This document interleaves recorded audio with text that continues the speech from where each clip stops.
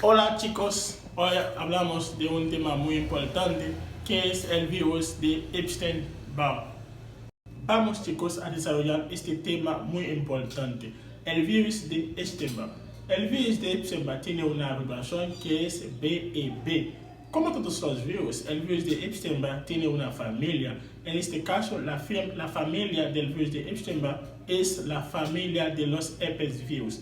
Incluyen los herpesvirus simple y los citomegalovirus. Como todos los virus, el virus de Epstein-Barr causa enfermedades. En este caso, el virus de Epstein-Barr causa la mononucleosis infecciosa, que es un trastorno linfoproliferativo autolimitado benigno. En este caso es más o menos bueno porque es benigno.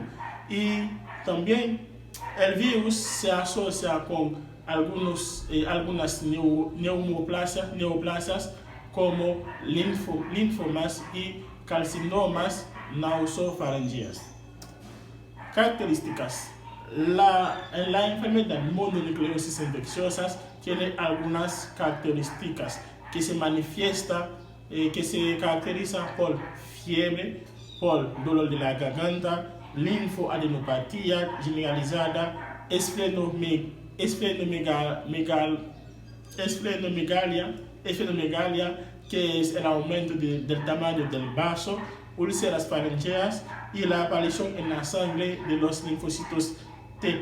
En algunas personas desarrollan hepatitis y meningoencefalitis, pues en algunas personas más puede desarrollar la enfermedad o la infección neumotitis.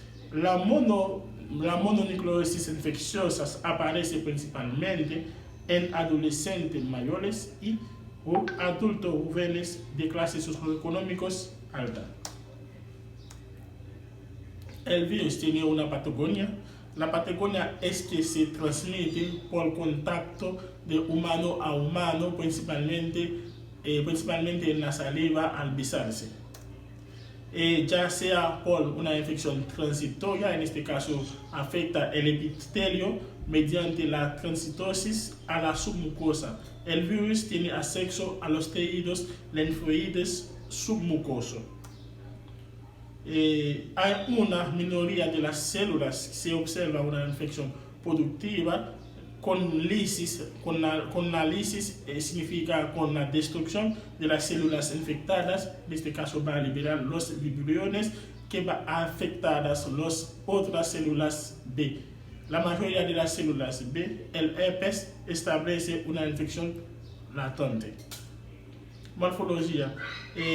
Como el virus causa algunas alteraciones, en este caso va a tener algunos órganos que va a sufrir de algunas alteraciones como la sangre, los ganglios linfáticos, el bazo, el hígado, el sistema nervioso central y otros órganos. En la sangre va a encontrar un porcentaje de 60% de células linfocitos.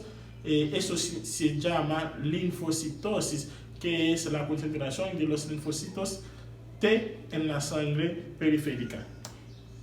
Y los ganglios linfáticos va aumentando de tamaño en todo el cuerpo, principalmente en las regiones como la región de axilar y posterior del cuello, en la región posterior del cuello y también en la región del inglés. El examen histológica característica llamativa está llamada de la expansión de las áreas paratocorticales por células T activadas. El vaso va a aumentar de tamaño como los ganglios linfáticos.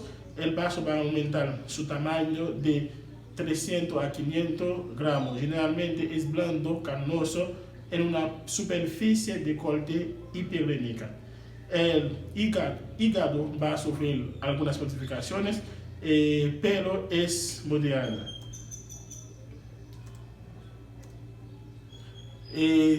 Recuerde que yo digo que el virus puede causar en algunas personas como hepatitis, que recuerda uno de los síndromes vírico-hepatotrópicos o puede ser un exantema febril semeante a la rubéola.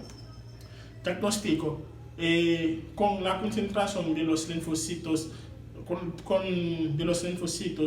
en la sangre periféricas, eso es muy importante para diagnosticar una persona con la mononucleosis infecciosa.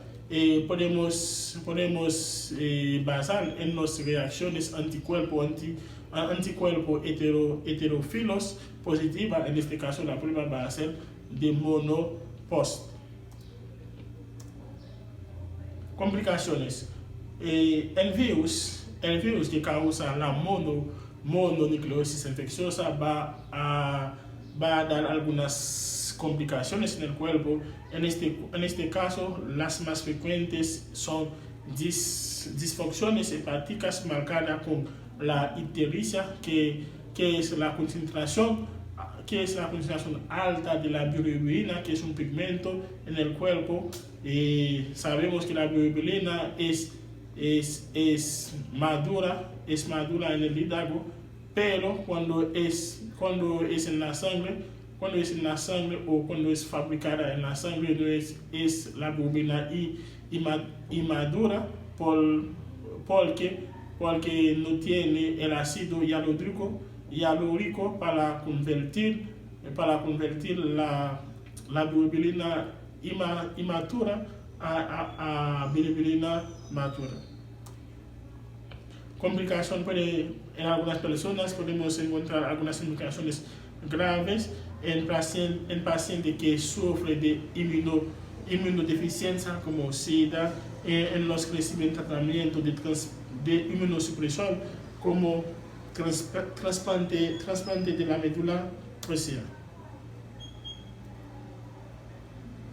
Tratamiento: no hay un tratamiento, no hay una terapia específica para la mononucleosis infecciosa. Los antibióticos no funcionan contra las infecciones virales como la mononucleosis infecciosa. El tratamiento consiste en